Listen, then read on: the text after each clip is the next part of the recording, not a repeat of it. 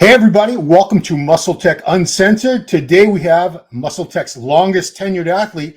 Please welcome fitness influencer Abel Albonetti. What's up, Abel? How are you, sir? Doing good, doing good. How about you, Ron? Great. Thank you for having me on. It's a pleasure. Yeah, so when I say longest tenured athlete, I don't think people realize MuscleTech has had multiple Mr. Olympia champions, Arnold Classic champions, all kinds of fitness celebrities through the years. And you have been with them the longest out of anybody. That says something because they don't take just anybody on to the roster. I know that for sure. No, it's an honor for sure. I want to get into how you got with the company, but I want some background on you first. You're 35 years old now. Is that correct? Yes, correct. Dude, that is the prime of life. If I could go back and to say, I'm 54 now, but if they said, if you could have stopped at any one age, I would have said 35 right there. Yeah. I think the same thing. I think the same thing right now. Look at that hair. Beautiful head of hair and everything. Oh, thank you. So you are from a place called Hernando, is it Mississippi or Missouri? I get so confused. Mississippi. I'm sure you hate when people mistake those two places. Mississippi. Mississippi. So tell me how you got started training. Everyone's got their own story of what influenced them, what got them interested in training. Yeah, goodness, man. Well, I kind of got started before social media was a huge thing. So I started working out from home when I was like 13 years old. My dad had like a weight bench up in the attic, and he was like, "Hey, you're 13 years old. You need to start, lifting weights and stuff." So I was like, "Okay, sure." So he pulls down the weight bench. It's just like a flat bench press, and he had like a Bowflex at the time. So it was like rubber bands that you attach, and you can do like rows, all those different things. So I played around on it. I had friends over. We'd do like bench press competitions. Nothing too serious, but I'd work out maybe just like 3 times a week or something. And then started really liking working out when I was like maybe 15 years old. And then, started buying some equipment. So I bought like some free weights and all that stuff, bought some dumbbells. And then I actually joined a gym when I was 17 years old. I joined the local YMCA and I was homeschooled.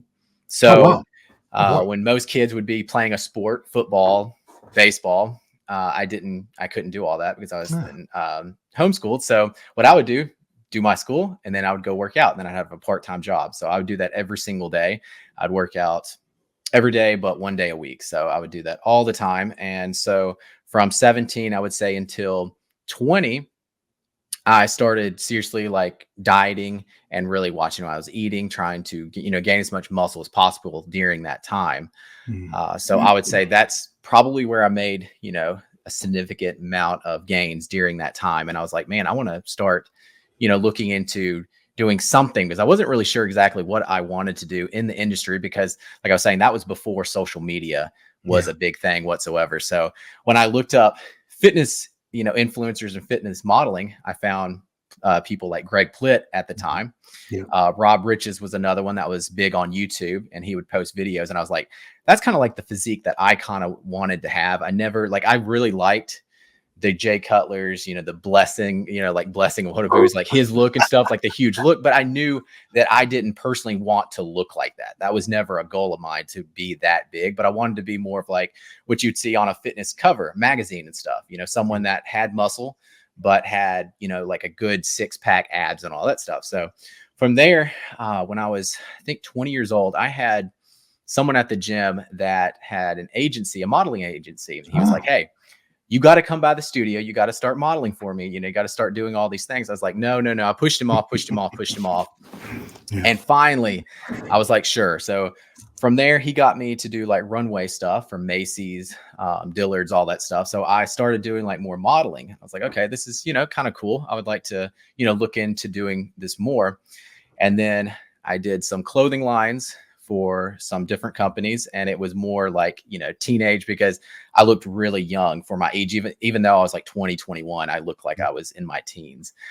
So I would do like, all the polo shirts, all that stuff, Hollister. So it's just like different clothing lines like that.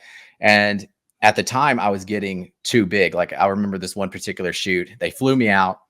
I had all these clothes lined out, and they started putting them on me, and they're like, golly, this dude is way bigger than what we thought he was, So they had to up the sizes and stuff like that, where it didn't look like I was trying to fit in a medium or anything. So my agent that at the time or a friend of mine, he wasn't really my agent, was like, okay, you got to make a decision. Either you're going to have to stop working out so hard where you're going to have to, kind of get smaller, or you're going to have to go towards another career or something, because you're not going to be able to do this type of photo shoots anymore. So I was like, oh man, well, I love working out. So that really wasn't an option of mine.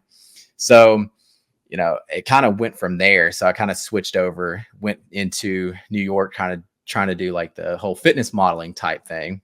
Yeah.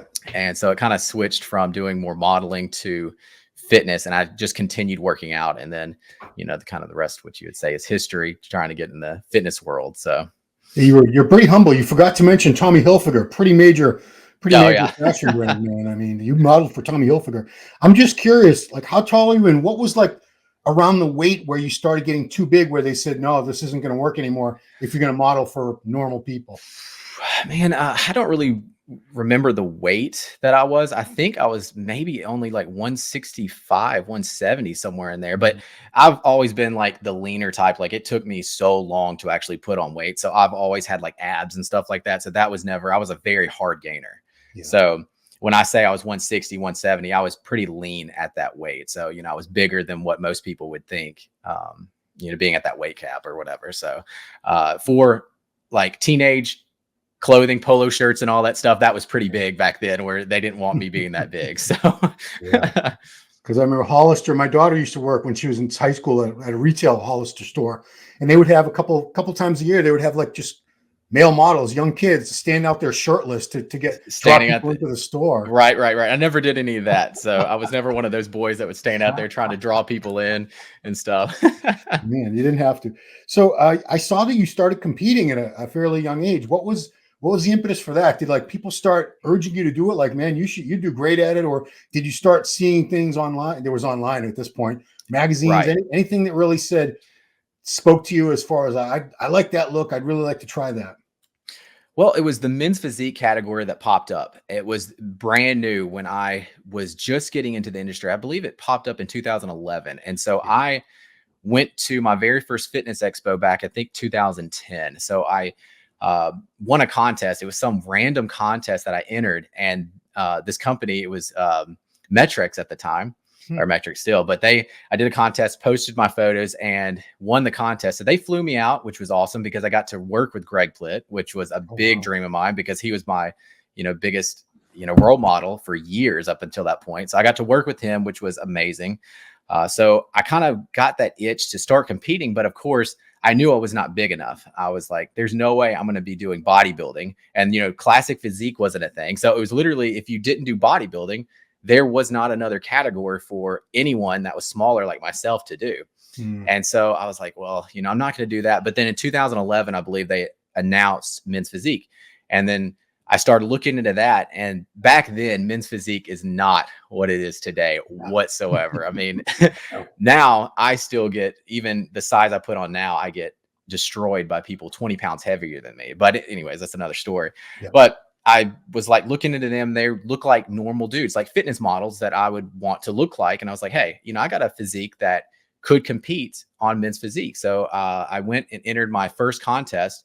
It was in Tennessee. I think it was Jackson, Tennessee. And that was back in 2011. And what's funny is that was the very first show, Dallas McCarver, his very first show that he ever did. I competed.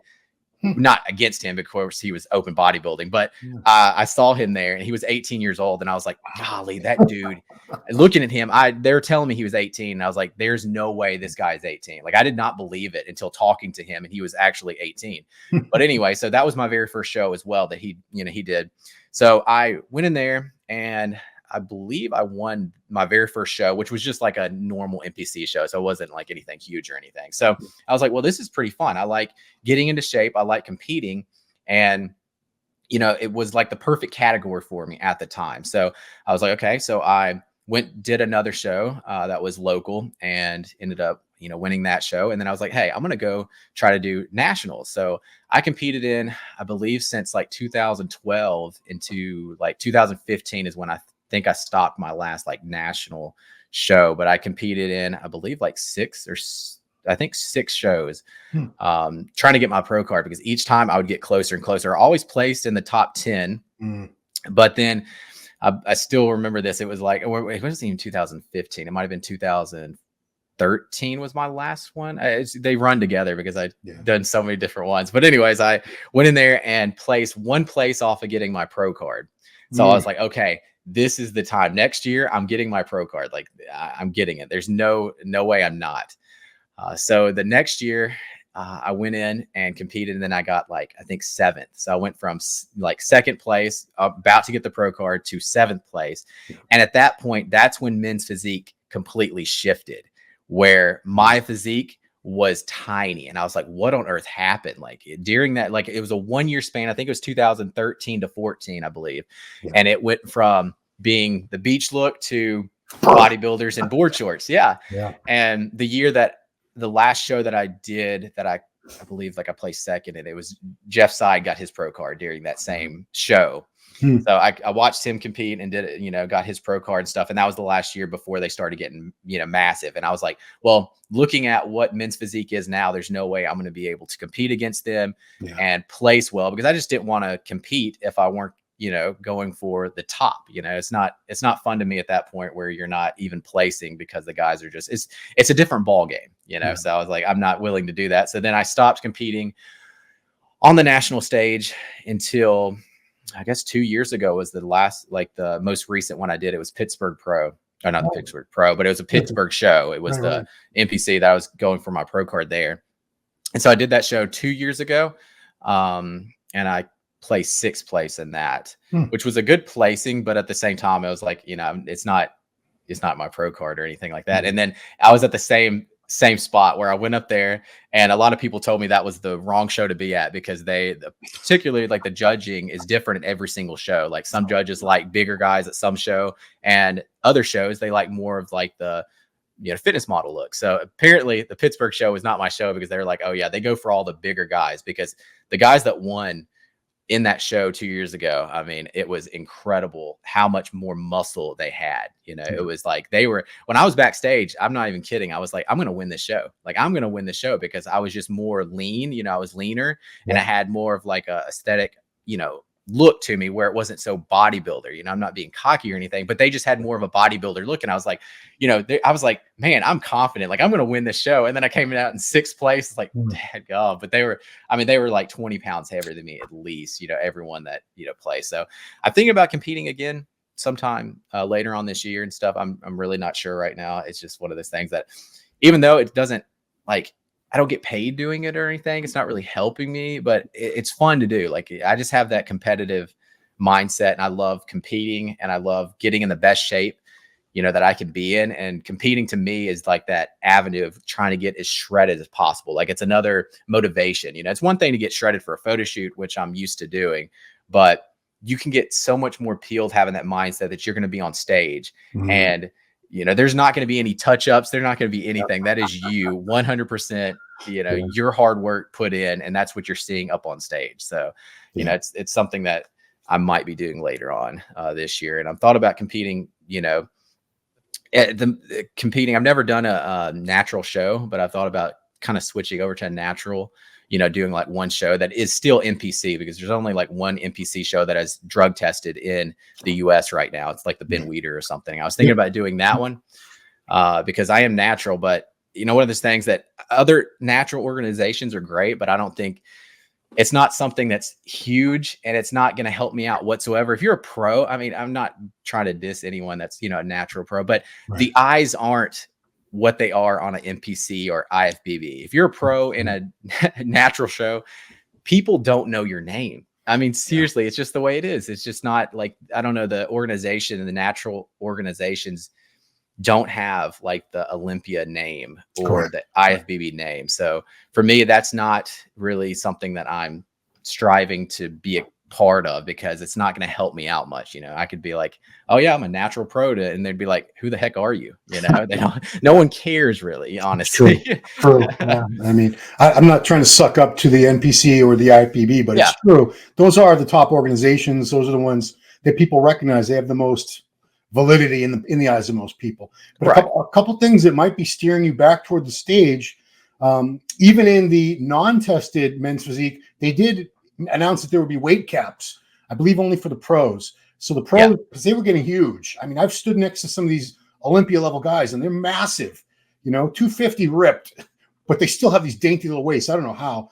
And I don't know if Yeah. you saw, but Tyler Mannion announced a few weeks ago they're going to be they started rolling out a bunch of natural shows, Oh, really? natural qualifiers in the NPC Okay. for this year, and they're going to be more next year. And I think they're going to add a second natural pro qualifier, and they're going to start having at least one natural pro show, IFBB Pro League, at least one, if not several. So, Oh, wow. Well, they do, that's something to look into then. yeah, because they want Because everybody. They want everybody. Why not? Oh, right. Yeah, because I mean, I can win a local show because that's qualifying in NPC is not, honestly, if you have a good physique and you look, good, you can go and win a show because I do that so many times, non-drug tested. That's not a problem qualifying. The problem is when you go to the nationals, that is when everyone comes in and they are, everyone is, really, really at their top level. I mean, of course, they're not pros or anything, but all those people had to do the same thing you did, was place, top 2 in each category. So I mean, you have to qualify to do that. And I've done that many times being natural. That's not a problem. The problem is when you go in there to get your pro card. Yeah, I want to let people know, because I don't think people understand bodybuilding's tough, but you will run into some bodybuilding classes, even at the national level, like a bantamweight. There might only be a few guys. Lightweight, there might only be a few guys. You might get lucky, even at some of the divisions.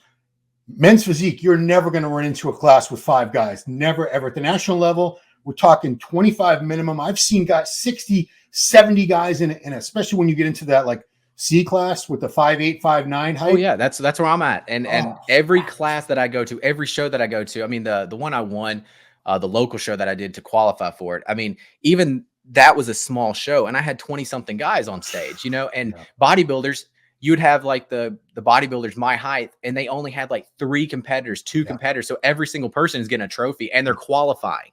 Yeah. They're qualifying to go to a national show by just being there. So it's a little bit different than men's physique. And when you go to a national show, I mean, I was competing, I think that was 40 something guys in my class, because I'm right at that height, like the average height that everyone is in. Like if you go to my height, like you'll have at least in a national show, you'll have at least 25, guys, at least, and most of the time, I mean, the highest show I ever competed was 46 people in my class. And it was so many people. It was the last show of the year, but I mean, you're competing against a ton of people in men's physique. Bodybuilding is a little bit different when you qualify. Now, of course, you're not going to, even if you qualify in that local show, you're not going to go win your pro card unless you look really great in a national qualifier most of the time, Yeah. I don't want to make you cry, because I've been in the same spot. I came like within a spot of winning my pro card a couple times, but I've been to pro qualifiers where like women's bodybuilding division, there'd be one woman in the weight class. So she just walked out on stage and boom, congratulations, new IFBB pro. And I was like, oh, are you serious? Oh my word. I've never witnessed that. That's insane. Heartbreaking. Man, yeah, that is heartbreaking. Last question about the competing and all that is, yeah, you're natural, and I really applaud you for that. I started out that way and I went to the dark side, but it had to be extremely tempting when you saw these guys. The only reason they were beating you was they were bigger. I've seen your pictures and videos. Great, you have the genetics, you have everything, except those guys are just bigger and fuller, which is it's the chemicals. So how did you avoid that very strong temptation and not do that? Oh, man, it is a temptation that has been, it never ends. Like it's constantly, even now, even when I'm 35 years old, I'm still tempted to, jump on stuff. And the reason why I, never went to the dark side and haven't gone to the dark side was that it was health conditions. When I was younger, I was kind of naive because I didn't have internet up until like literally I did not have internet or anything that I could look up like cell phone until like I was 17 years old when I got my first cell phone. So I was later on, my family, I grew up in a family that was pretty strict. And so we didn't even have internet. So the only way I could get on internet was either going to the local library or going to my part-time job where I could get on like Facebook and stuff like that. Anyways, I say all that to say I was kind of naive thinking that you could get massive if you just worked out harder. And I'm looking back at it now, it's funny, it's laughable. But back then I was thinking, well, I just need to work out harder than these guys and I could get to their level. And then of course, when I started working out, I figured out pretty quickly that that's not the case. You have to be on stuff. But even still, I was still naive thinking that it's all about hard work. It's about your diet. It's about, supplements you're taking. that you can, get to that level at a certain point. And then, so then I, when I started getting my, I guess I was like 22 when I was like, oh, there's no way. When I started to compete, I was like, there's no way that I'm going to be able to get to this level without being on stuff. But then I was like, well, I don't want to get on stuff still because of health conditions. I want to, my goal was to be in the industry, but I didn't want to have side effects of being on, steroids long term, because I was like, I want to have a family. I want to have kids. I want to be around for my kids. And even though you can do it in a safer way, no matter how you look at it, it's still going to affect you somewhat. I don't care what people say or it just does. It's going to make you age quicker because that's pretty much what the certain substances will do to you. So I was like, that to me wasn't appealing as much as having a family and being there for my kids, long term. Now, that's not to say I could just drop over dead right now of a heart attack and I've never taken anything, it's just the way of life. But I didn't want to have that lingering, like if I were to get on stuff and then I have a heart attack or have issues, me being like, well, I did all this and now look at all my health issues because of what I did. I didn't want to have that personally, which I don't have any problem whatsoever with people doing it. And it's one of those things that, some people, like I have friends that are natural and they're like, it's like a moral thing that they're like, oh no, I would never get on that. Like, just, why would you even think about it? For me, I would be on it if I knew would not have side effects from it. It wouldn't hurt me long term. Like I don't have an issue with that whatsoever. And competing, if you want to be the best in the world, you have to do that stuff, and for me, that wasn't really a goal of mine yet to be the top in the world, because you just have to make that decision, for yourself that you are willing to take whatever it takes to get to that level. And I wasn't willing to compete to that top level to be able to, take that stuff. It wasn't worth my health. Right. So, it's funny because people think, say like, well, you need to work up for your potential and then start taking, the substances. So what age, I'm going to ask you, what age do you think that is? Because I'm 35 right now. Would you think that would be ideal? Or do you think I should have started like when I was 30? Like what is your opinion on that? Because I'm kind of curious to know what people, because a lot of, like, you have the Greg Doucette's and everything, like wait as long as possible. Yeah. And then, start taking, what do you think would be that optimal age to start doing something? Would it be? Yeah, that's a great question. Cause I don't think it's an age per se. I think it's when you've hit your full potential or you're very, very close to it. And you'll know that if you really can be objective and honest when you look at yourself and say, I haven't really changed much in the last year, 2, 3 years. This is it. This is probably as big as I'm ever going to get. I waited till I was 27. I could have gotten a little bigger. I don't think I was going to get much bigger because I started training 13, 14. But yeah, it's a great question because then you get people who start when they're teenagers and they get successful very, very quickly. But a lot of times they don't last. A lot of those guys burn out very young. Yeah. And those are the ones sometimes you see health problems before they, we've lost Dallas when he was 26 years old. Austin Lloyd was 29 when he passed away. I mean, your health, at the end of the day, health and family, those are the two most important things. As I get older, that's what I can realize. Do you have kids yet? Yes, Abel? I have 3 kids. Yeah, I have 3. I mean, well, that changes your whole perspective. Oh, big time. Because you want to see these kids. I'm assuming they're young because you're a young guy. Oh yeah. Yeah, you want to see them like graduate college. You want to see them get married. You want to see grandchildren. You want to see all that. And if you're, I always say to myself, because I scaled back on my use years ago. I said, do I really want to be 50, 55, 56 years old? My dad died when he was in his 50s. Do I really want to die that young and miss out on all that stuff just so I could be a little bigger or maybe get this certain title in bodybuilding?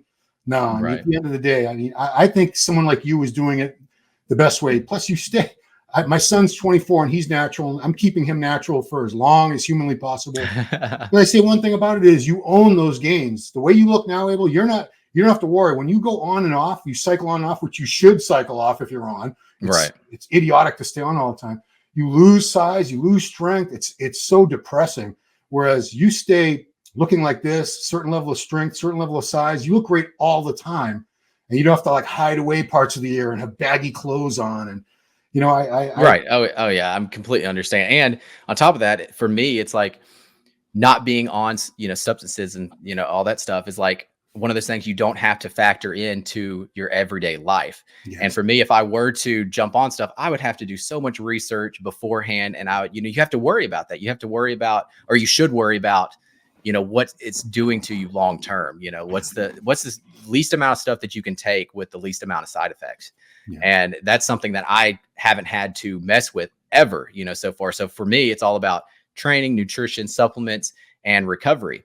And, for someone else that is on, you have to worry about the other, and that's a whole other ball game. And, so I don't have to worry about that being natural. Now, I'm not going to lie, being on that stuff, I think my social media presence would be a lot bigger than what it Mhm. is today. That's the way it is in this day and time.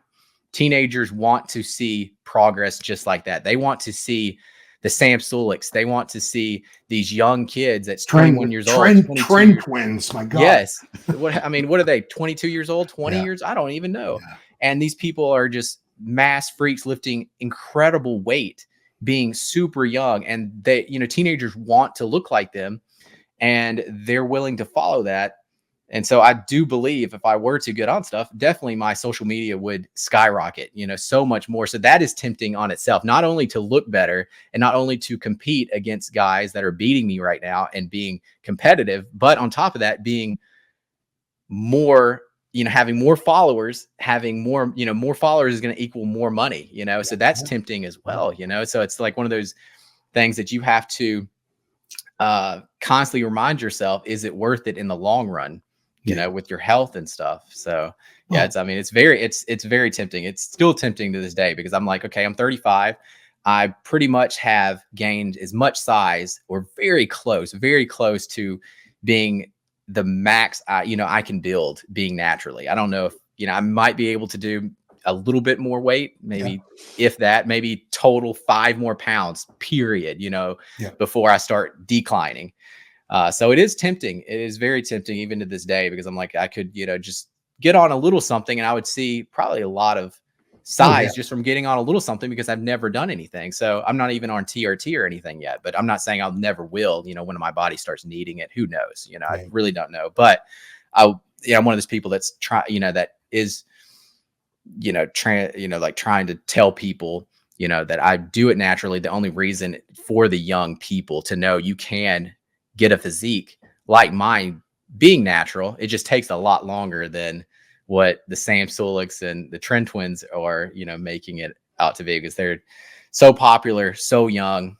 But who knows, you just don't know what they're going to look like in 15 years or what their health conditions are going to be in 15 years, which right now they don't care. Now No. they will later on. I mean, that's what happens. People will worry about it later on. You mentioned it wasn't Dallas. What was the other guy you mentioned? Boston Lloyd. Boston Lord. I mean, he started to really understand that later on. I mean, I watched his videos. It seemed like he started to understand like the health conditions that he put himself, what he had. And he started to kind of, I mean, it seemed like anyways, in my, watching him and stuff, it seemed like he tried to fix as much as possible afterwards. But of course, all the damage was done. Mhm. But he had a family, didn't he? Yeah, he has a young son. Young son and I think stuff. he was So only yeah, that's terrible. 2 or 3 when he passed away. Yeah. And Yeah. I do think that later on he was kind of regretting what he was Oh doing yeah. to Yeah. himself when he started to get those health conditions and stuff. So I think no matter who you are, you're going to look back and wish you would have done it a little bit safer or, Oh that's the reason why I haven't. So it is still tempting. I will tell yeah. you. Yeah, It's one when of we those look at struggles. you have like 350, 380, something on IG. You have a pretty Yeah. decent following. It's not in the millions, but you know what? These guys, and I don't wish ill on anybody, but if anything happened to them and they didn't look like that big juiced up superhuman look, they would lose their followers in a heartbeat. Nobody Oh would yeah. care. They would just move on to the next freak. That's all that's ever happened in bodybuilding. When somebody dies or whatever, there's like a few posts, and everyone's sad for like a day or two, and then they move on and they focus on the next big guy. That's exactly how it is. Oh yeah. So And cool. I don't have the biggest following like you said, but my followers have been there for a long time and I'm still gaining a ton of new followers. And I think that is, due to me putting out like content that helps people like learn how to work out and, Yep. stuff like for my physique. And I think that's the reason why I've been able to stay with a company with MuscleTech for so long, is because my physique is, you're able to reach my physique being natural, period. So, it's everything that I've done as far as workouts, it's nutrition, it's supplements, and you can do that, naturally. And I think that's why I've been able to stay with a company, because and be able to inspire people, and they will actually purchase the supplements that I'm telling them, telling them I'm personally taking, because I actually do. And this is something that has helped me personally get to where I'm at. So I think people can kind of look at me and think, okay, well, he did this naturally. He did this by taking this product. He did this by dieting this way. He did this by training this hard. And for someone else that is on other stuff, they can be like, oh, well, he's definitely not doing what he's saying he's doing, because that's not where he's getting his gains from. You know what I'm saying? Yeah. I mean, there are a lot of fake natties in the fitness influencing world. Oh yeah. And it's for those of us who have the eye and we've been around for a very long time, I'm like, who the hell do you think? And they are kidding a lot of people, because like you said, a lot of their followers are young guys, it's, mostly teenage boys. They don't have that eye. If someone says they're natural, they could be 250 shredding. They'll be like, all right, you say so. Just buy my plan and this and that, buy my stuff. But let's switch gears and talk about something happier. How long have you been with MuscleTech? How did that come about? When did that come about? Oh yeah, so I believe it was 2017 when I first signed with them. So it's been a while now. I think this is my 7th contract with them. So it's been a very long time. So at the time, I was working with a company. I mean, a lot of the young people won't even know this name, bodybuilding.com. I mean, the younger crowd doesn't know that. Like, I'll go to like the local gyms and stuff, and they'll come up to me and like, hey man, nice to meet you. I see you on social media and all that stuff. And I'm like, they ask me kind of where my story is, and I tell them bodybuilding.com. They have no idea what bodybuilding.com is. And that blows my mind, because I mean, that's where you used to get all your information from. I mean, there's nothing like just, that's where all the forums were. You had, I think it was called Body Space at the time. That's where you uploaded all your progress photos. That's where people like got on there to learn stuff. And so I was with bodybuilding.com at the time. I believe I was with them for 4 or 5 years at that point. And I was looking for a supplement company. And I wrote them because I knew the managers over there really well. So I was like, hey, I'm looking to, at the time I was with another supplement company. I was like, hey, I'm not really liking what they're doing. I don't really like the management, how they're running the company and stuff. Do you know of any, supplement companies that are looking for an athlete? And so they came at me with MuscleTech. They said MuscleTech is looking for someone that is, that fits your description. I was like, MuscleTech. It just blew my mind, because MuscleTech was all about huge bodybuilders. And I was, smaller than what I am now. I mean, I was probably, who knows, 15 pounds lighter. And I was like, MuscleTech is like looking for someone like me, because at the time it was like, the Jay Cutlers, Phil Heaths, and it was like all those bigger names, like big body, huge, 300-pound mass monsters. I didn't know of anyone that was like my physique on the team. And I was like, I mean, I'll talk to him and stuff.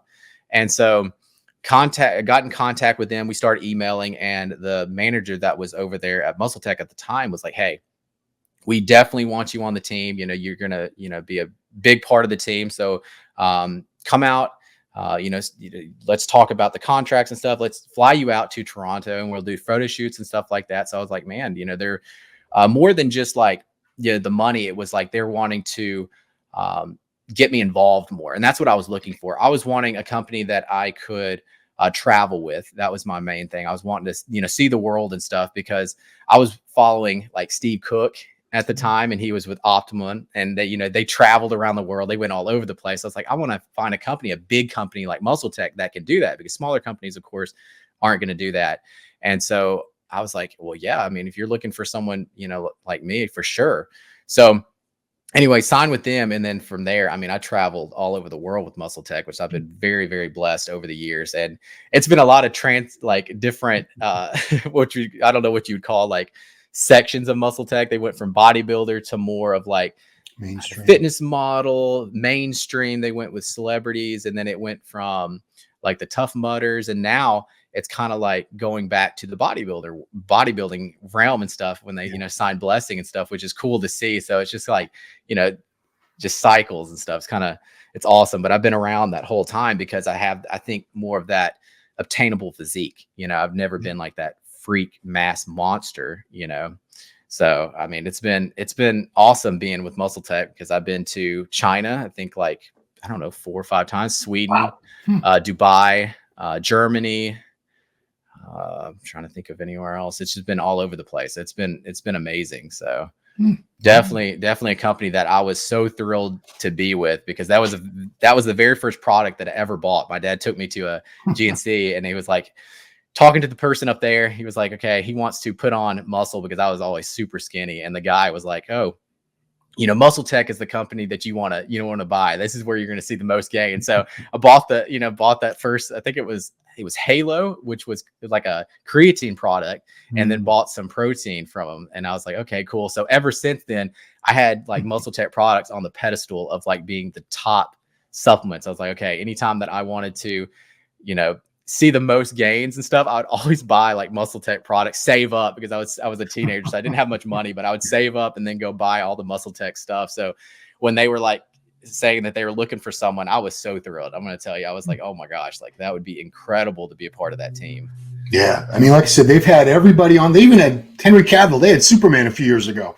Oh yeah. I was with them when they had Henry Cavill for like that 2 years or something with him. And it was different to see like Henry Cavill be a part of that team and stuff, which was, you know, something wild. But yeah, my wife loves that guy. But anyway, The Witcher, Superman. So I'm trying to figure out your favorite MuscleTech supplements because you have a special bundle that's on your link tree. Guys, follow him at Abel Body Gym. Yeah, at Abel Body Gym. That's the Instagram. That's the website. I like how you keep it all the same. So your bundle is NitroTech, 100% whey gold, Euphoric pre-workout, and CellTech Elite. So are those your top 3 MuscleTech supplements? They would be. Now, since then, like they came out with a new ISO whey protein. So I would have to probably switch that. Now, I have like a few different protein powders. So I would do like the 100% whey for like cooking and stuff like that. Like if I were going to add it to oatmeal, I would have that. But the ISO whey is great to take like post workout, and I really love the new ISO whey, like the flavors and stuff, the chocolate and vanilla. I think they did amazing on those flavors. So I would say that's probably my top protein powder right now is the ISO whey, chocolate flavor, and then the Euphoric is still my top pre-workout for. I love that stuff. So Euphoric. Now the creatine chews, I love those things. So I'll just like, I mean, I have them right here, just sit in my office. So I'll sit here and do editing and stuff. I'll just pop a few in and stuff and just eat them throughout the day. I'll take like, 5, because I try to get in like 5 grams of creatine a day. So I'll pop in, a few of those and then have a couple more after my workout, because creatine is one of those things you really don't have to have at any certain time of the day. You can just have it whenever, as long as you're getting it in. So I'd say the creatine chews kind of took over, the CellTech Elite, which CellTech Elite is incredible, but that's something that I took normally post workout and stuff with my protein powder, like afterwards, drink the protein, then drink the CellTech Elite. But the creatine chews, I can just, take at any point. Now the new EAA Plus is something that I religiously take all the time. I love sipping on it throughout my workouts. Like I love EAAs.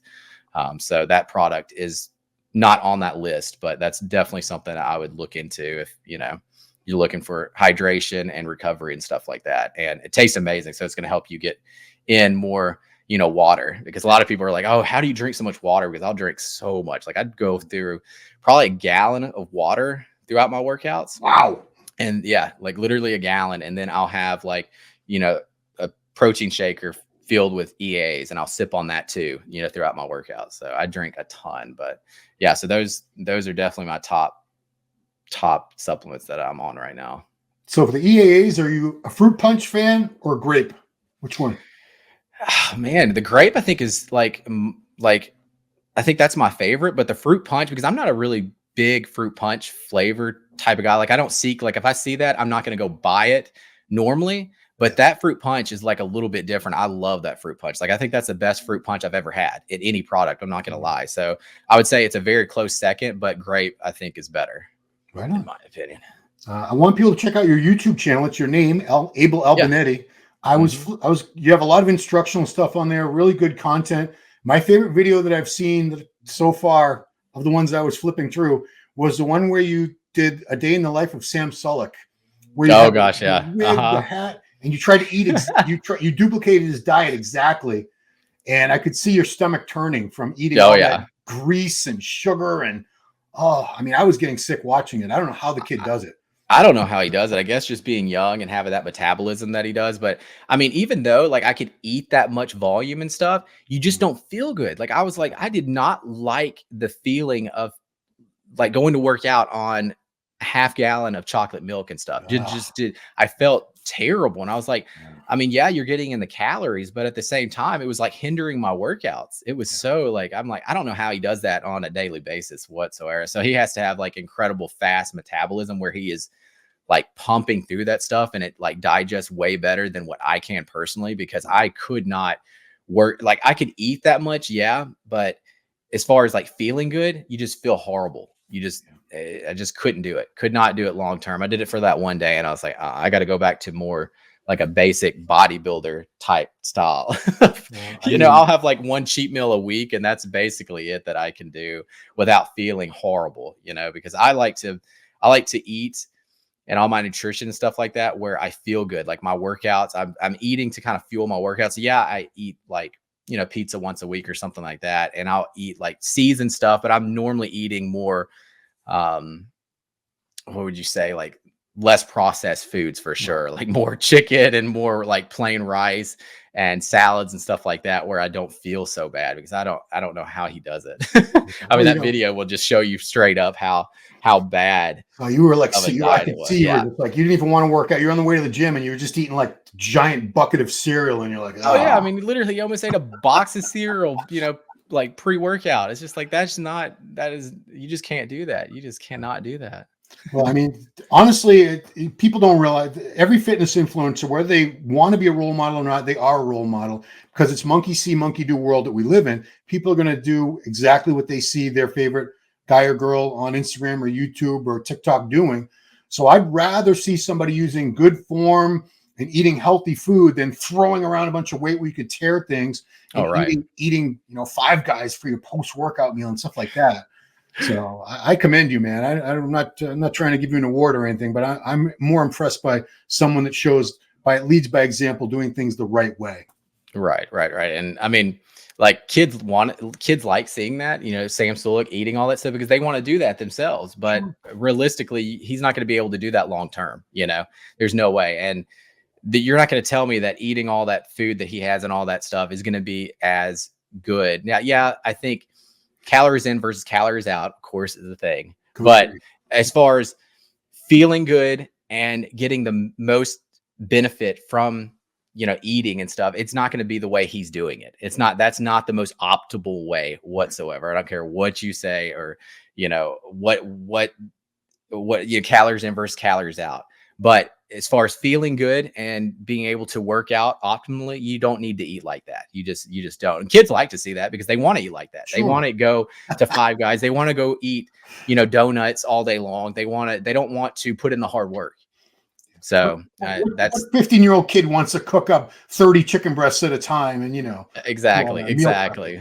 So that's why Sam Sulek is, so famous the way he is right now, is because he's doing things that is not, typical, but we'll see what he's doing later on when he does get older, because right now he can get away with it. Because I mean, back then when I was a teenager, yeah, I could eat, burgers every day of the week and never see, you never see weight gain from it, because I was a very hard gainer. So I would have to like eat that many calories in order for me to see any progress. But when I've gotten older and stuff, I would say maybe around 25 is when I started to have to change the way I was eating, because just the way I felt, not necessarily how much weight I was gaining, but the way you feel when you eat burgers and stuff, you just feel greasy. You just don't feel as good. And I hated that. I wanted to go to the gym and work out hard and not feel like I was about to throw up my lunch because I ate way too much, or, post workout, you're sitting there just having to, down Five Guys or having donuts and chocolate milk and stuff just to get in the calories, where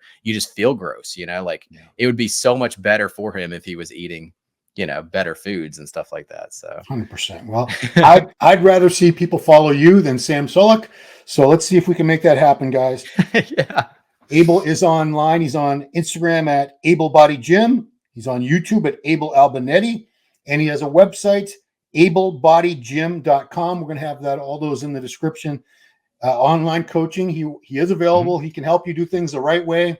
And like I said, someone who's done it naturally knows a lot more about how to accomplish things through training, nutrition, without relying on chemicals, food, supplements, hard work, sleep, the way it's been done for about 100 years by a lot of people all around the world. So I'm so happy we had this conversation. I'm so happy we can get this out there on the MuscleTech YouTube channel for people to hear, because, you're not just another pretty face and six-pack abs. You actually have a lot of solid insights into this that I hope people take to heart. So, oh yeah, Ron. Well, thanks for having me on. It's been amazing and stuff to talk about this. I haven't done a podcast in some time, so this is great to get on here and discuss what's been going on, on social media and for all the young kids and stuff, hoping that I can give some knowledge out there and tell people that you can do this naturally, and hopefully that will help like the younger generation and stuff. You don't have to affect your health in order to get a great physique, 100%. Well, thank you, man. So guys, thanks for watching this episode of MuscleTech Uncensored with Abel Albonetti. We'll see you next time.